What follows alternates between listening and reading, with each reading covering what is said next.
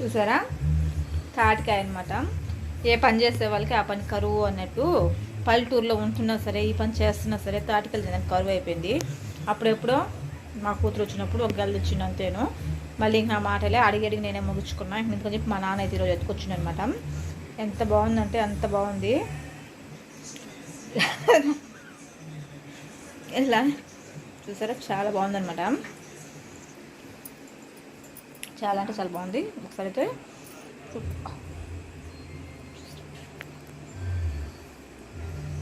ఇంకా వీడియో తీసేదానికి లేక నేనే ట్రై చేస్తున్నా.